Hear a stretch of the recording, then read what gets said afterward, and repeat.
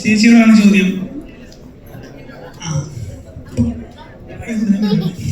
Hello.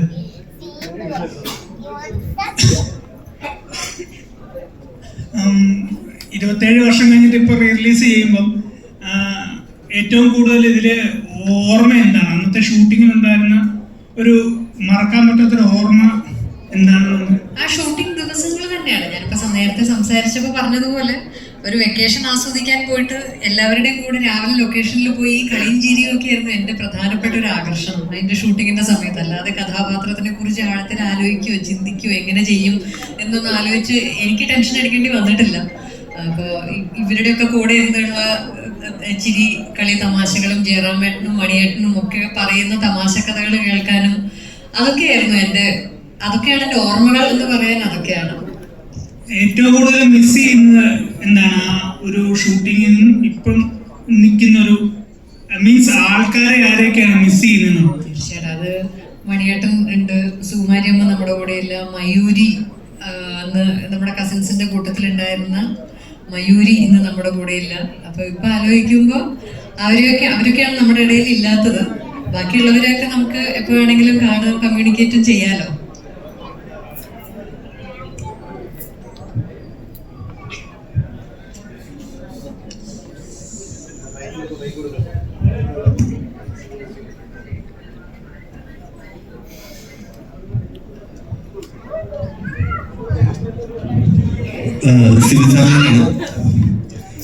ഇതില് ഷൂട്ടിങ്ങിനിടയിൽ ഈ മണിച്ചേട്ടനും ജയറാമേട്ടനും always ഫണ്ണാണ്, നമുക്കറിയാം. അതില് ഈ മനുഷ്യേച്ചൊക്കെ അതിൽ ഇൻവോൾവ് ആയിട്ട് ചിരിച്ചിട്ട് ഈ ഷൂട്ടിന്റെ ഇടയിൽ ചിരി എടുക്കാൻ പറ്റാതെ സാറിന് എന്തെങ്കിലും ബുദ്ധിമുട്ടുണ്ടായിരുന്നോ? ഇല്ല, ഈ ഷൂട്ടിങ് നടക്കുന്ന സമയത്ത് തന്നെ തമാശകളൊന്നും പറയില്ല. അപ്പോൾ എല്ലാവരും സീരിയസ് ആയി ബാക്ക് ടു വർക്കാണ്. ബാക്കിയുള്ള ഇടവേളകളിലാണ് ഷൂട്ടിങ്ങിൻ്റെ ഇടയ്ക്കുള്ള. അന്നൊന്നും ഇന്നത്തെ കാലത്തെ പോലെ എല്ലാവരും ഷോട്ട് കഴിഞ്ഞാൽ കാരവനിലേക്ക് പോയി മാറിയിരിക്കത്തില്ല. നമ്മളെല്ലാവരും മൊബൈലില്ല. അപ്പോൾ എല്ലാവരും നമ്മൾ ഒരുമിച്ചിരുന്നിട്ടാണ് ഓരോ ഷോട്ടിൻ്റെ ഇടവേളയിൽ. ഞാനും ക്യാമറമാനൊക്കെ ആയിരിക്കും കുറച്ച് തിരക്കിലുണ്ടാകുക. ബാക്കി ഇവരെല്ലാം വളരെ നല്ല രീതിയിൽ അതിന് തമാശകൾ പറഞ്ഞു. പ്രത്യേകിച്ചും മണിയും ജയറാമൊക്കെ ഉള്ള ഒരു സെറ്റിൽ എപ്പോഴും അങ്ങനെ തന്നെയാണ്. എനിക്ക് ഓർമ്മ വരുന്നത് അവിടെ മറവത്തൂർ കനവിൻ്റെ ഒരു സക്സസ് സെലിബ്രേഷൻ അവിടെ നടന്നിരുന്നു. അപ്പോൾ അന്ന് രാത്രിയിൽ നടക്കുന്ന ഫംഗ്ഷനിൽ ജയറാമും മണിയും കൂടെ ഒരു പ്രാങ്ക് പ്ലാൻ ചെയ്തു. അവരത് ഭയങ്കര വഴക്കിടുന്നതായിട്ടും അവസാനം അവർ അടിയുടെ വക്കത്തെത്തുന്നതിനെപ്പറ്റിക്ക് ഇപ്പം കുട്ടികളെല്ലാം പേടിച്ച്, ഓർമ്മയുണ്ട്, ഇവരെല്ലാം പേടിച്ച് കരയാൻ തുടങ്ങി. കാരണം അവർ തമ്മിൽ ഇപ്പോൾ അടിക്കും അങ്ങോട്ടും ഇങ്ങോട്ടും അത്ര സീരിയസ് ആയിട്ട് അവർ ആക്ട് ചെയ്തു ആ പ്രാങ്ക്. അവസാനമാണ് എല്ലാവരും തിരിച്ച് വീട്ടിൽ പോകാൻ, റൂമിലൊക്കെ പോകാമെന്നൊക്കെ പെൺകുട്ടികളുടെ അമ്മമാരൊക്കെ പറയാൻ തുടങ്ങിയപ്പോഴത്തേക്കാണ് അത് ബ്രേക്ക് ചെയ്തത്. അങ്ങനെ ഒരുപാട് പിന്നെ നമ്മളെ സംബന്ധിച്ചിടത്തോളം ഒരു എന്താണ് എല്ലാവരും പറയുന്നത് ഒരു ഫാമിലി വെക്കേഷനാണ്. സിയാദിൻ്റെ ഫാമിലി, എൻ്റെ ഫാമിലി, അങ്ങനെ എല്ലാവരും അവിടെ ഉണ്ട്. ഈ കുട്ടികളോടൊപ്പം തന്നെ അവരെല്ലാം കളിച്ച് നടന്ന് ആഘോഷിച്ചു. ഞാനൊരിക്കലും ഒരു സിനിമ ഷൂട്ട് ചെയ്യുകയാണെന്നുള്ളൊരു സ്ട്രെസ് എനിക്ക് ഒരിക്കലും ഉണ്ടായിട്ടില്ല. ഞാൻ ഏറ്റവും കൂടുതൽ എൻജോയ് ചെയ്ത് ഒരു റിലാക്സ്ഡ് ആയിട്ട് ചെയ്ത സിനിമയാണ്. ആ ഒരു റിലാക്സേഷൻ അല്ലെങ്കിൽ ആ ഒരു എൻജോയ്മെൻറ്റ് ഈ സിനിമയിൽ നല്ല രീതിയിൽ കോൺട്രിബ്യൂട്ട് ചെയ്യപ്പെട്ടിട്ടുണ്ട്. എൻ്റെ വിഷ്വൽസിനകത്ത്, അതിൻ്റെ പാട്ടുകൾ ചിത്രീകരിക്കുന്നതിനകത്തൊക്കെ നമ്മളെ നമ്മുടെ ഉള്ള ആംബിയൻസ് നമ്മളെ വല്ലാതെ എപ്പോഴും ഹെൽപ്പ് ചെയ്യും. ഒട്ടും ടെൻസ്ഡായിട്ടില്ല. ഞാൻ ചെയ്ത മറ്റു സിനിമകളെ പോലെ ഒരു ഭയങ്കര പിരിമുറുക്കമുള്ള സീനുകളൊന്നും നമുക്ക് ഇല്ലാത്തത് കൊണ്ട് തന്നെ വളരെ എൻജോയ് ചെയ്തതാണ് നമ്മൾ. ഇതിൻ്റെ ആ ഡയറക്ടർ ബോബനായാലും കോസ്റ്റ്യൂം സജീഷനിലൊക്കെ അവരുടെയൊക്കെ വലിയ കോൺട്രിബ്യൂഷൻ ഉണ്ട്. അതിനോടൊപ്പം തന്നെയാണ് ഏറ്റവും വലിയ കോൺട്രിബ്യൂഷൻ ഉള്ളത് നമ്മുടെ ക്യാമറമാനാണ് സഞ്ജീവ് ശങ്കർ. ഇന്നും ഈ റീമാസ്റ്റേർഡ് കോപ്പി കാണുമ്പോൾ അതിനകത്തെ ആ ക്വാളിറ്റി അതിൻ്റെ ഏറ്റവും പൂർണ്ണതയിൽ നമുക്ക് വീണ്ടും ആസ്വദിക്കാൻ തിയേറ്ററിൽ കഴിയും. ഇത് പാക്കപ്പ് ആയതിനു ശേഷം എത്ര ദിവസം മഞ്ജു ചേച്ചിക്ക് ഹാങ് ഓവർ ഉണ്ടായിരുന്നു? അങ്ങനെ ചോദിച്ചാൽ എനിക്ക് ഓർമ്മയില്ല. പക്ഷെ എന്നാലും ഭയങ്കര അത് ഇപ്പോഴും ഉണ്ട്. എൻ്റെ ഒരു ഹാങ് ഓവർ എന്ന് പറയാൻ ശരിക്കും ആ ഷൂട്ടിങ്ങിൻ്റെ ഓർമ്മകളും ഒക്കെ ഇപ്പോഴും ഉണ്ട്. അപ്പം അതിനർത്ഥം ഇപ്പോഴും ഹാങ് ഓവർ മാറിയിട്ടില്ല എന്ന് തന്നെയാണ്. അപ്പോൾ നല്ല ഓർമ്മകൾ തന്നെയാണ്.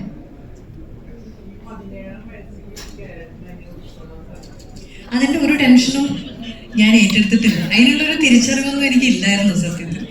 അതിന് എനിക്ക് പൂർണ്ണമായിട്ടും സിബി സാറിനോടും രഞ്ജിയേട്ടനോടുമാണ് നന്ദി പറയാനുള്ളത്. അത് അത്രയും കോംപ്ലിക്കേറ്റഡ് ആയിട്ടുള്ള ഇതില് അഭിരാമിയുടെ ക്യാരക്ടർ ഇപ്പൊ ശരിക്കും ഈ സിനിമയെ കുറിച്ച് ആലോചിക്കുമ്പോഴും ഈ സിനിമ കാണുമ്പോഴും ഒക്കെ അഭിരാമിക്ക് മാത്രമല്ല എല്ലാ ക്യാരക്ടേഴ്സിനും അവരവരുടേതായിട്ടുള്ള ഭയങ്കര ലേയേഴ്സ് ഉണ്ട്.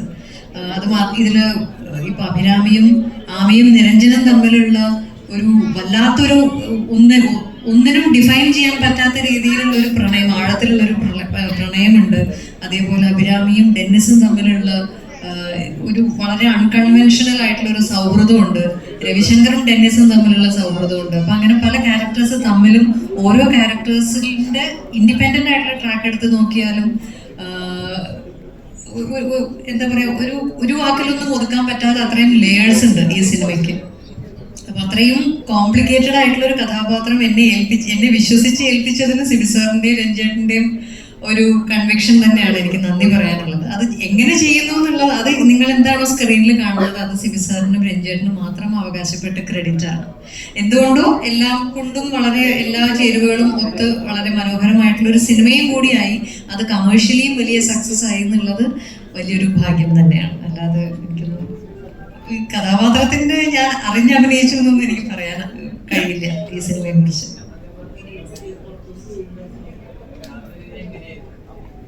കുതിരപ്പുറത്തുനിന്ന് വീഴാൻ പറഞ്ഞു, വീണു. അന്ന് വീണു, കയ്യൊക്കെ പറഞ്ഞു തോന്നും അല്ലേ. അതിന് തൊട്ട് മുമ്പാണ് ദയ എന്ന് പറയുന്ന സിനിമയുടെ ഷൂട്ടിങ്ങിന്റെ ഒരു ഷെഡ്യൂളോ അതോ അതിനു വേണ്ടി കുതിരയോട്ടം പഠിക്കുക അങ്ങനെ എന്തോ ചെയ്തിട്ടുണ്ട് ഞാൻ. അത് കൃത്യം എനിക്ക് ഓർമ്മയില്ല. പക്ഷെ അത് കാരണം ആദ്യമായിട്ട് കുതിരപ്പുറത്ത് കയറുന്നൊരു പേടിയൊന്നും ഇല്ലായിരുന്നു. പക്ഷെ കുതിര ഇങ്ങനെ ഫ്രണ്ടിലെ കാലം പൊക്കുമ്പോൾ സ്വാഭാവികമായിട്ടും ബാക്കിലേക്ക് വീഴും. അപ്പൊ അന്ന് സേഫ്റ്റി ഒന്നും നോക്കിയില്ല, കുറച്ച് പുല്ലെന്ത് വിട്ടിരുന്നു തോന്നുന്നു. അതുപോലും ആലോചിച്ചില്ലായിരുന്നു. അന്ന് ചാടാൻ പറഞ്ഞു ചാടി, വീഴാൻ പറഞ്ഞു വീണു. അന്ന് അറിവില്ലായിരുന്നു എന്ന് വേണം പറയാൻ. ഇപ്പൊ നോക്കുകയാണെങ്കിൽ ഇപ്പൊ ശരിക്കും അതിനെന്താ സേഫ്റ്റി എന്നുള്ളതെങ്കിലും ഞാനൊന്ന് നോക്കുമായിരുന്നു. അതൊന്നും അന്ന് ചിന്തിച്ചില്ല. അമിതാവേശം. Sibi sir, first of all congrats sir. 27 വർഷം കഴിഞ്ഞപ്പോൾ റീ റിലീസിന് വരുവാണ്. അപ്പം ചോദിക്കുന്നത്, ഇപ്പം അത്രയും ഫൺ മോഡിൽ പോയ ഒരു മൂവിയായിരുന്നു സമന്വയം. അവസാനം വന്നപ്പോഴത്തേക്കും അത്രയും വേദനിപ്പിച്ചൊരു ക്യാരക്ടറാണ് നിരഞ്ജൻ. അപ്പം ലാലേട്ടൻ ഇതിലേക്ക് എങ്ങനെയാണ് എത്തിപ്പെട്ടത്, അല്ലെങ്കിൽ അങ്ങനെ ഒരു ക്യാരക്ടർ എങ്ങനെയാണ് ഫോം ആയത്, അല്ലെ അതിന്റെ ഒരു തന്തു എന്തായിരുന്നു? ഈ സിനിമ തുടങ്ങുന്ന സമയത്ത് ഇത് തമിഴിലേക്ക് തുടങ്ങാൻ വേണ്ടിയിട്ടാണ്. അപ്പോൾ തമിഴിൽ അതിൻ്റെ സ്ക്രിപ്റ്റ് ഒരുമാതിരി രൂപപ്പെട്ട് വരുന്നുണ്ടായിരുന്നുള്ളൂ. മലയാളത്തിലേക്ക് വന്നപ്പോൾ രഞ്ജിത്ത് തന്നെയാണ്. തമിഴിൽ ക്രേസി മോഹൻ എന്ന് പറയുന്ന ഒരു അവിടുത്തെ റൈറ്റർ ഡയറക്ടറാണ് അതിൻ്റെ ഡയലോഗ്സ് ഒക്കെ എഴുതുന്നത്. ജോൺ പോൾ ആയിരുന്നു അതിൻ്റെ സ്ക്രീൻ പ്ലേ ചെയ്തത്. മലയാളത്തിലേക്ക് വന്നപ്പോൾ സിയാദ് ഇൻസിസ്റ്റ് ചെയ്തു രഞ്ജിത്ത് തന്നെ ഇത് എഴുതണമെന്നുള്ളത്. കാരണം രഞ്ജിത്തിന് മനസ്സിലാണ് കഥ പൂർണ്ണമായിട്ടുള്ളത്. രഞ്ജിത്ത് ഷൂട്ടിംഗ് ലൊക്കേഷനിലെത്തി ആണ് ഇത് എഴുതി തുടങ്ങിയത്. അപ്പോൾ ആദ്യത്തെ 2-3 ദിവസം നമ്മൾ പാട്ട് മാത്രമാണ് ഷൂട്ട് ചെയ്തത്. സ്ക്രിപ്റ്റ് റെഡിയായി വരാൻ വേണ്ടിയിട്ട് മാരിവെല്ലിൻ പാട്ടൊക്കെയാണ് ആദ്യം എടുക്കുന്നത്. അപ്പോൾ എഴുതി ഒരു ഘട്ടം കഴിയുമ്പോൾ രഞ്ജിത്ത് എന്നെ സംബന്ധിച്ചൊരു പുതിയ ക്യാരക്ടർ വന്നിട്ടുണ്ട്, അതിങ്ങനെ ക്ലൈമാക്സിൽ വരണം, ഈ 2 പേരിലും മുകളിൽ നിൽക്കുന്ന ഒരു ആക്ടർ അത് ചെയ്യണം. കാരണം ഇവരെക്കാളും കുറച്ചും കൂടെ ഒരു പോപ്പുലാരിറ്റിയോ അല്ലെങ്കിൽ ഒരു സ്റ്റാർ എന്ന നിലയിൽ വരുന്ന ഒരാൾ വേണം എന്നൊക്കെ പറയുന്നൊരു മഞ്ജു. ഈ 2 പേരെക്കാളും മുകളിൽ ഒരാളെ ഈ മാമി സ്നേഹിക്കുന്നുവെങ്കിൽ അത് അയാൾക്ക് ആ രീതിയിലുള്ള സ്റ്റാച്ചർ ഉണ്ടാവണമെന്നുണ്ട്. അങ്ങനെ പല പേരുകൾ ആലോചിച്ചു. രജനീകാന്ത് തുടങ്ങി, കമലഹാസൻ തുടങ്ങി ആലോചിച്ചു. പക്ഷേ എല്ലാവരും പറയുന്നത് നമ്മുടെ സ്വർണം വീട്ടിൽ വെച്ചിട്ട് എന്തിന് എന്ന് പറയുന്ന പോലെ ലാല് കൂടെ ഉള്ളപ്പോൾ എന്തിനാണ് വേറെ ആളെ അന്വേഷിക്കുന്നത്. അപ്പോൾ ലാലിനെ കുറിച്ച് അന്വേഷിച്ചപ്പോൾ ഈ ഷൂട്ടിംഗ് കഴിഞ്ഞിട്ടാണ് ഞങ്ങൾ ലാലിനെ ആ സമയത്ത് ലാല് ബാംഗ്ലൂരിൽ ഒരു മാസത്തെ ഒരു സുഖചികിത്സയൊക്കെ ആയിട്ടിരിക്കുകയായിരുന്നു. ഞാനും രഞ്ജിത്തും അവിടെ നേരിട്ട് പോയി ലാലിനടുത്ത് കാര്യം പറഞ്ഞു. അതിനെന്താ നിങ്ങളുടെ സിനിമയില്ലേ നമുക്ക് ചെയ്യാം എന്ന് പറയുന്ന ഒറ്റ വാക്കിൽ അത് തീർന്നു. 2 ദിവസമാണ് നമ്മളെ ചോദിച്ചത്. അപ്പോൾ എൻ്റെ ഏറ്റവും വലിയ സന്തോഷം എന്ന് പറഞ്ഞാൽ ലാൽ അന്ന് താടിയൊക്കെ വളർത്തി വളരെ ഈ ചികിത്സയുടെ ഭാഗമായിട്ട് വളരെ ഒരു വയസ് ലുക്കിലേക്കൊക്കെ വന്നു. ലാൽ ഭയങ്കര ശാന്തനായ ഒരാളുടെ ലുക്കൊക്കെ വന്നു. അപ്പോൾ ഞാൻ ലാലിനടുത്ത് പറഞ്ഞു, ഇവിടെ നിന്ന് നേരെ വന്ന് നമുക്ക് ഷൂട്ട് ചെയ്യാം, ഈ താടി പിടിക്കുന്നത് ഇങ്ങനത്തെ കണ്ടീഷൻ തന്നെ വരാൻ പറഞ്ഞു.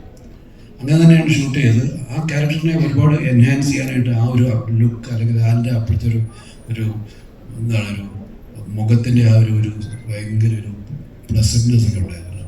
അതൊക്കെ ആ ക്യാരക്ടറിനെ വല്ലാതെ ഹെൽപ്പ് ചെയ്തു. അപ്പം ലാലിലേക്ക് എത്തി എന്നുള്ളത് നമ്മൾ തിയേറ്ററിൽ എത്തുന്നതിന് മുന്നേ ഒളിപ്പിച്ച് വെച്ചിരുന്നു. കാരണം ആ ഒരു സർപ്രൈസ് അങ്ങനെ തന്നെ കീപ്പ് ചെയ്തിരുന്നു. ആ സർപ്രൈസ് തിയേറ്ററിൽ വലിയ രീതിയിൽ സ്വീകരിക്കപ്പെടുകയും ചെയ്തു. അതിനകത്ത് ഉള്ള ഒരു രഹസ്യം എന്ന് പറഞ്ഞാൽ അത് 2 സീനുകൾ നമ്മൾ ഡിലീറ്റ് ചെയ്തിരുന്നു. ഈ മഞ്ജുവിനെ താലി കെട്ടിയ ശേഷമുള്ള മഞ്ജുവിനെ കൺവിൻസ് ചെയ്യുന്ന ഒരു സീനുണ്ടായിരുന്നു. നമ്മൾ ലോജിക്കലായിട്ട് ചിന്തിക്കുമ്പോൾ ഇത്രയും അയാളെ സ്നേഹിച്ച ഒരാൾ പെട്ടെന്ന് മനസ്സ് മാറി വേറൊരാളെ കല്യാണം കഴിക്കുകയും അത് എങ്ങനെ അക്സെപ്റ്റ് ചെയ്യുന്നുള്ളൂ അതിനെക്കുറിച്ചൊരു 5-10 മിനിറ്റ് നീളമുള്ള ഒരു സീനുണ്ടായിരുന്നു. വീട്ടുകാരെല്ലാവരും കൂടെ മഞ്ജുവിനെ കൺവിൻസ് ചെയ്യുന്നത്. അതിൻ്റെ ഇടയിൽ വീണ്ടും മോഹൻലാൽ വരുന്ന ഒരു സീനൂടെ ഉണ്ടായിരുന്നു. ലാലിൻ്റെ ഒരു പ്രസൻസ് ഉള്ള ഒരു സീനുണ്ടായിരുന്നു. ഇവർ രണ്ടുപേരും കൂടെ ഒരു ബെഞ്ചിലിരുന്നിട്ട്. പക്ഷെ തിയേറ്ററിലെത്തി സിയാദ് ഫസ്റ്റ് ഡേ സിനിമ കണ്ടു കഴിഞ്ഞിട്ട് എന്നെ വിളിച്ചു. ഞാൻ ചെന്നൈയിലാണ്. എന്നെ വിളിച്ചിട്ട് പറഞ്ഞിടോ ഇദ്ദേഹത്തിൻ്റെ തന്നെ തിയേറ്ററിൽ മൈമൂണിലത് കണ്ടിട്ട് പറയുന്നത് ഇത് ആ 2 സീനിൻ്റെ ആവശ്യമില്ല, ആൾക്കാർ ഡിസ്റ്റർബ്ഡ് ആകുന്നുണ്ട്. കാരണം ലാല് മരിച്ചു എന്ന് പറഞ്ഞു കഴിഞ്ഞാൽ പിന്നെ ആൾക്കാർ അവിടെ ഇരിക്കാൻ കാരണം ഇത്രയും വലിയ ലെങ്തി സീൻ എൻ്റെ ഇടയിൽ നിൽക്കില്ല.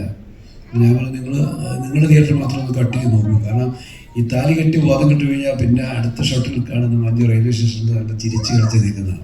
ആ ഒരു ജമ്പ് ഉണ്ടാകുമെന്ന് നോക്കിയപ്പോൾ ഒരു ഷോയ്ക്ക് മാത്രം അത് കട്ട് ചെയ്ത് നോക്കാം. കട്ട് ചെയ്ത് കണ്ട് അടുത്ത ഷോ കണ്ടപ്പോഴത്തേക്ക് പറഞ്ഞു ഒരു പ്രശ്നമില്ല, ആൾക്കാർക്ക് അത് പ്രശ്നമേ ഇല്ല എന്ന്. അങ്ങനെ ആൾക്കാർ അത് മാറ്റുകയുണ്ടായി. അത് വീണ്ടും ഈ ഒരു വേർഷനിലേക്ക് കൊണ്ടുവരാൻ ഞാൻ ശ്രമിച്ചു. പക്ഷേ അതിൻ്റെ ഒരു നല്ല ക്വാളിറ്റിയുള്ള നെഗറ്റീവ് നമുക്ക് കിട്ടാത്തത് കൊണ്ട് അത് സാധിച്ചില്ല. അല്ലെങ്കിൽ അതൊരു സർപ്രൈസ് ആയിട്ട് ഇതിലേക്ക് വന്നേനെ ഈ സിനിമയിലേക്ക്.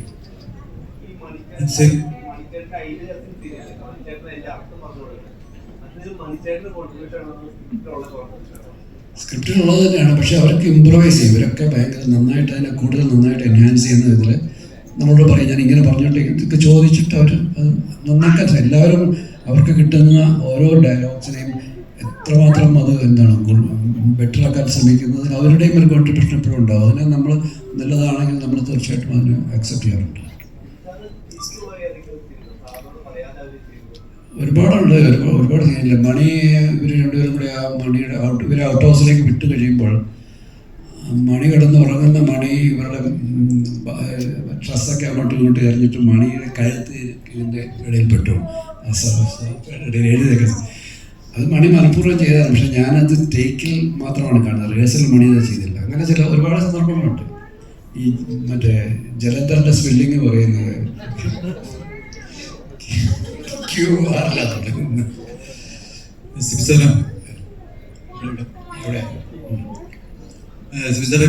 ഈ സിനിമയിലെ വലിയൊരു പ്രത്യേകത തന്നെ എന്ന് പറയുന്നത് അതിനകത്ത് ആ ഒരു സസ്പെൻസ് ആണ്. ആരാണ് ആ കുട്ടി എന്നുള്ളതാണ്. അപ്പൊ ആ ഒരു സസ്പെൻസ് പൊളിക്കാനായിട്ട് ഇപ്പൊ ഈ പറഞ്ഞ പോലെ പഴയ സിനിമയുടെ ആ മോഡിൽ തന്നെ ചെയ്യാൻ ഇപ്പോൾ എയുടെ സഹായമുണ്ട്. ഒത്തിരി ടെക്നോളജി വളർന്നിട്ടുണ്ട്. അപ്പൊ അത് വെച്ച് എന്തെങ്കിലും തരത്തിൽ ആ ഒരു സസ്പെൻസിന്റെ അവസാനം അതൊന്ന് മാറി ഇപ്പം പുതിയതായിട്ട് റിലീസ് ചെയ്യുമ്പോൾ അത് കാണാൻ കുറച്ചും കൂടി ഒരു ആൾക്കാർക്കൊരു ആകാംക്ഷ ജനിക്കാനായിട്ട് ഒന്ന് ശ്രമിച്ചുകൂടായിരുന്നു. ഇതിനെക്കുറിച്ചൊക്കെ ഒരുപാട് റിസർച്ച് സോഷ്യൽ മീഡിയയിൽ നടക്കുന്നുണ്ട്. ആ പൂച്ച പിടിച്ചിരിക്കുന്ന കുട്ടിയുടെ കയ്യിൽ വിരലിലെ ക്യൂടെക്സ് ഒക്കെ വെച്ചിട്ട് ആൾക്കാർ പലരിലേക്ക് എത്തുന്നുണ്ട്. പക്ഷേ ആ സിനിമയിൽ തന്നെ 2 പേരിലേക്ക് അത് ഷോർട്ട് ലിസ്റ്റ് ചെയ്യപ്പെട്ടിട്ടുണ്ട്. മയൂരിയിലും സംഗീത രസിക എന്ന് പറഞ്ഞാൽ അവരിലേക്ക് അത് ഷോർട്ട് ലിസ്റ്റ് ചെയ്യപ്പെട്ടിട്ടുണ്ട്. അത് ഞാൻ പറയുന്ന പോലെ ഒരുപാട് സ്ഥലങ്ങളിൽ എനിക്ക് നേരിടേണ്ടി വരുന്ന ചോദ്യവും അതാണ്. അത് ആ ഒരു സസ്പെൻസ് അങ്ങനെ നിലനിൽക്കട്ടെ എന്നാണ് രഞ്ജിത്ത് പറയുന്നത്. ഇനിയും സമയമുണ്ടല്ലോ എന്നാണ് പറയുന്നത്.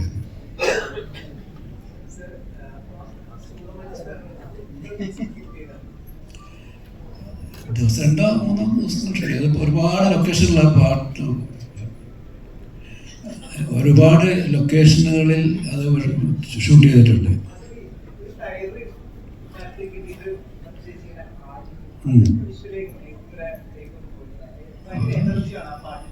അല്ല അധികം ടേക്ക് ഇവരൊക്കെ വെച്ച് ചെയ്യുമ്പോൾ എന്തിനാണ് അധികം ടേക്ക്? അല്ല ഇത് നമ്മൾ റിഹേഴ്സൽസ് ഒക്കെ ചെയ്യും, അത് കഴിഞ്ഞൊക്കെ ചെയ്യാണ്. മഞ്ജു ഒരു മരത്തിൻ്റെ മുകളിൽ കയറി ഒരു സപ്പോർട്ടും ഇല്ലാതെ ഇരിക്കുന്നുണ്ട്. അവിടെ ഇരുന്ന് ആടിപ്പാടുന്നുണ്ട്. പിന്നെ ഒരു തടിയുടെ മുകളിൽ കൂടെ നടക്കുന്നുണ്ട്. ഒരു വീട് നടക്കുന്ന ഒരു തടിയുടെ മുകളിൽ കൂടെ നടക്കുന്നുണ്ട്. അന്നൊന്നും ഈ പറയുന്ന പോലെ ബുദ്ധി കുറവായതുകൊണ്ട് പേടിയില്ലല്ലോ. എല്ലാം ഊട്ടിയിലാണ്. എല്ലാം ഞങ്ങൾ ഊട്ടിയിലെ അതിൻ്റെ ഒരു മേജർ പോർഷൻ ഷൂട്ട് ചെയ്തത്. ആ ഫാമിൻ്റെ പോർഷൻ മാത്രമാണ് നമ്മൾ മൂന്നാറിലെ മാട്ടുപ്പെട്ടി എന്ന് പറയുന്ന സ്ഥലത്ത് ചെയ്തതാണ്. അവിടെ ഫാം നമുക്ക് കിട്ടിയില്ല. പക്ഷെ അവിടെ വെച്ചിട്ടാണ് ആ കുതിരപ്പുറത്തിരിക്കുന്ന മഞ്ജു അവിടെ വരുന്ന ഈ തുപ്പിയൊക്കെ തുക്കുന്ന ആ പാട്ടിൽ ഒരു രാത്രി കൂടി പാട്ട് പൂർണ്ണമായിട്ടും അവിടെ തന്നെയാണ് ഷൂട്ട് ചെയ്തത്.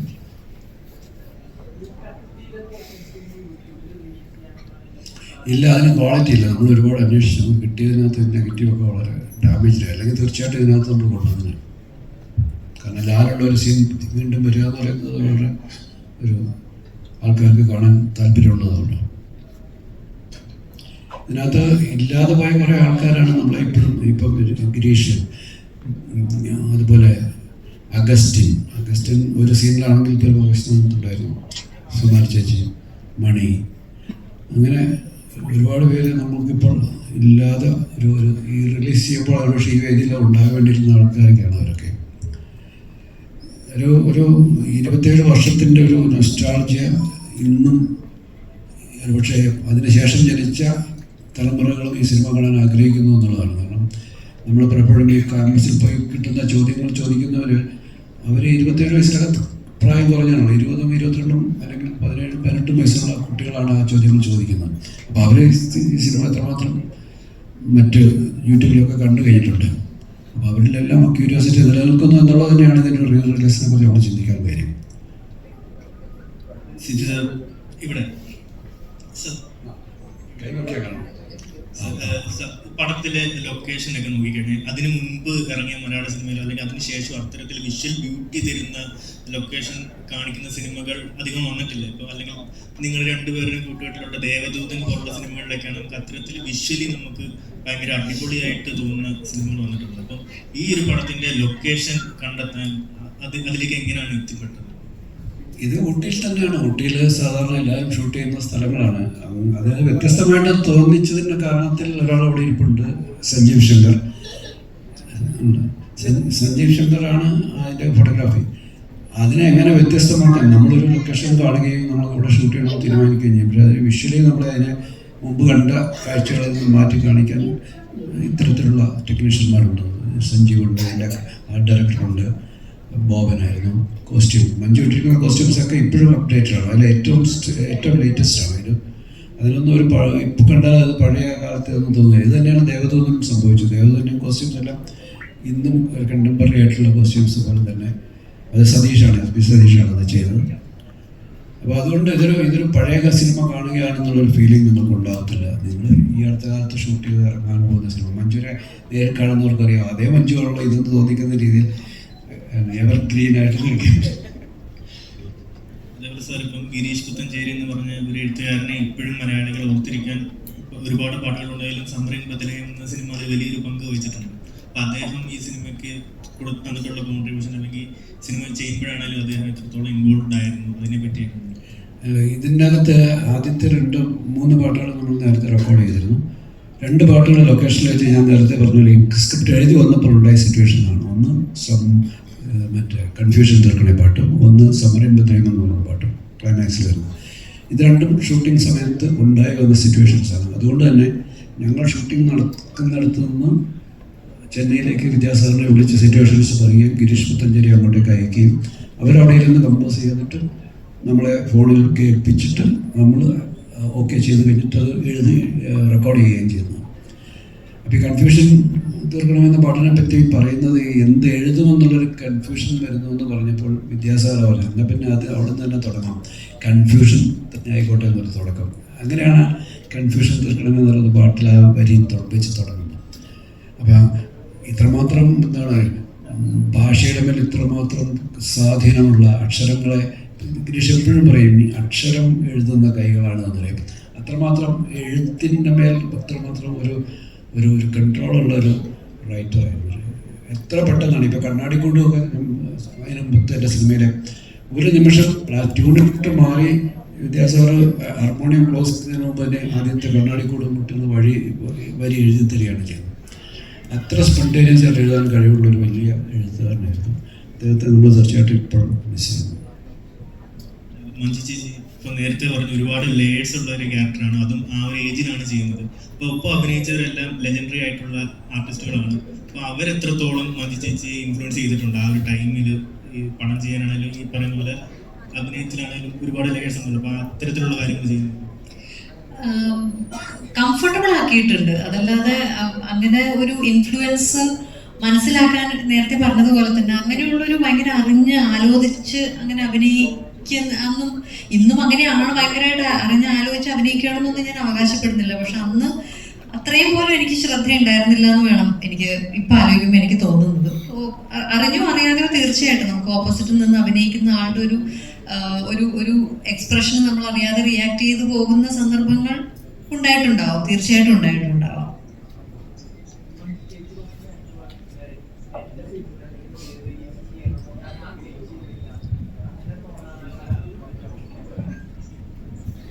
അല്ല, നമ്മൾ പ്രതീക്ഷിക്കുന്നില്ലല്ലോ. പിന്നെ അത് മാത്രമല്ല, ഞാൻ അഭിനയിച്ചൊരു സിനിമ ഇരുന്ന് കാണുക എന്ന് പറയുന്നത് എനിക്ക് വലിയൊരു ചമ്മലുള്ള കാര്യമാണ്. അപ്പൊ അത് കാരണം ഞാൻ അങ്ങനെ എൻ്റെ ഒരു സിനിമ റിലീസ് ചെയ്ത് കാണാൻ ആഗ്രഹിക്കാറൊന്നുമില്ല.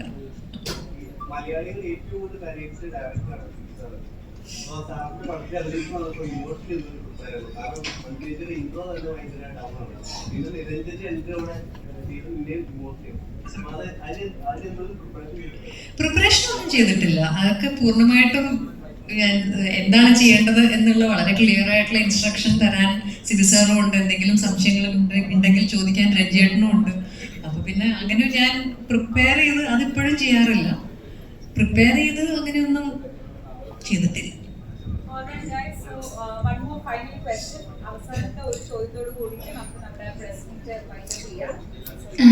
അവരും സിബി സാറിനോടും മഞ്ജു ചേച്ചിനോടാണ് ക്വസ്റ്റ്യൻസ് ചോദിച്ചത്. അപ്പൊ നമ്മുടെ 5 കസിൻസിലെ 3 കസിൻസ് ഉണ്ടല്ലോ. അപ്പൊ നിങ്ങൾ 3 പേരും എങ്ങനെയാണ് ഈ ഒരു ഹാപ്പി ആയിട്ടുള്ള ഈ ഒരു most celebrated vacation movie of Malayalam cinema എന്ന് തന്നെ പറയാം, ഈ സിനിമയുടെ ഭാഗമായത് എങ്ങനെയാണെന്നൊന്ന് പറയാമോ? അന്ന് തീരെ ചെറുതായിരുന്നു, ഓർക്കുന്നില്ലല്ലോ എന്താണെന്ന്. സിബി സാറിന് പറയാൻ സാധിക്കായിരിക്കും അവരെങ്ങനെയാണ് ഭാഗമായത്. മൂവി ടൈം ഞങ്ങൾ നേരത്തെ പറഞ്ഞ പോലെ ഒരു വെക്കേഷൻ ടൈമിൽ തന്നെയായിരുന്നു. അപ്പോൾ അതിൻ്റെ ഇപ്പം ആ ഒരു ചെറിയ വയസ്സിലായുള്ള ആ മെമ്മറിയിൽ പറയാനുള്ളത് ഫുൾ ഞങ്ങൾക്ക് ടൈം പോയത് എങ്ങനെയാണെന്ന് അറിയില്ല. അത്രയും ഫുൾ ജോളി മോഡ് പെട്ടെന്നായിരുന്നു. എല്ലാം ഭയങ്കര സ്പോണ്ടേനിയസ് ആയിരുന്നു. ഫൺ ഫിൽഡാണ്. ഇവിടെ ചിരിയും കളിയും തമാശകളും മാത്രമാണ്. പിന്നെ എല്ലാം നല്ല മെമ്മറീസ് ആയിരുന്നു അവിടെ ഉള്ളത്. പിന്നെ മണിച്ചേട്ടനെ ഒത്തിരി മിസ് ചെയ്യുന്നുണ്ട്. മണിച്ചേട്ടനും കുട്ടികളുമായിട്ടുള്ള ഇന്ററാക്ഷൻസ് ഉണ്ടായിരുന്നു. അത് നല്ലൊരു ഓർമ്മയായിരുന്നു. അങ്ങനെ ഓൾറൈറ്റ്.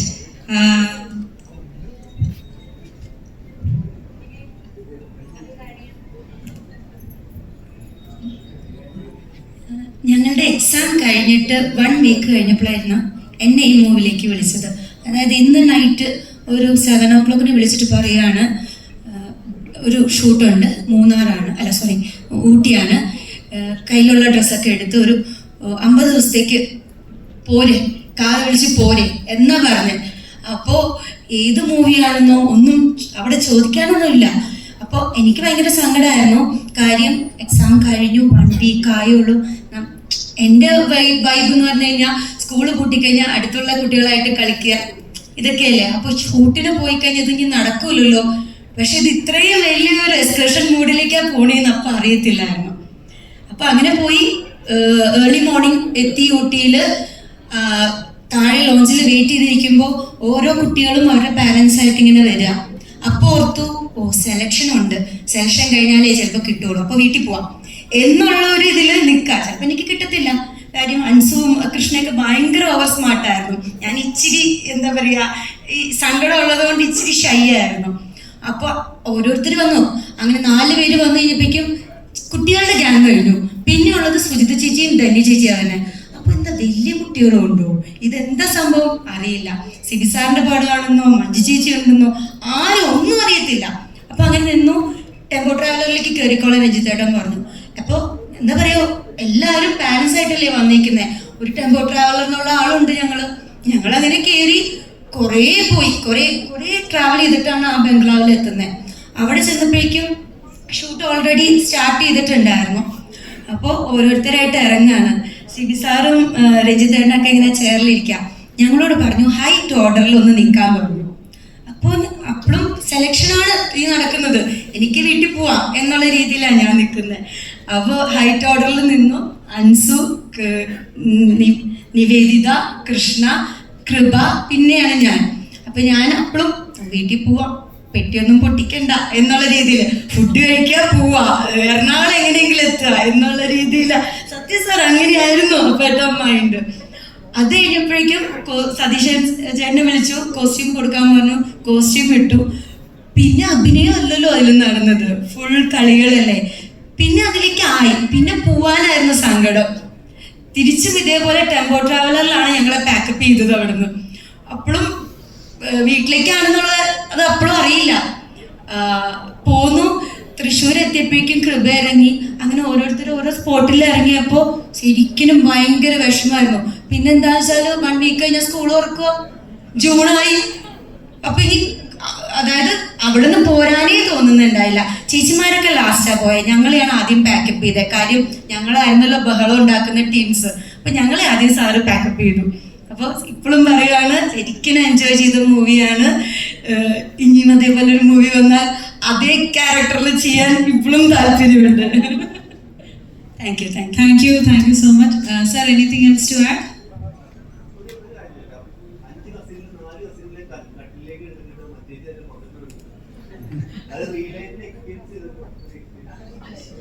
എങ്ങനെ റിയൽ ലൈഫിൽ അങ്ങനെയോ? ഇല്ല ഇല്ല, അല്ല കസിൻസ് ഉണ്ട്, പക്ഷെ ഇങ്ങനെയൊന്നും ചെയ്തിട്ടില്ല. Okay, so I think with that we can wind up our press meet session. Thank you so much.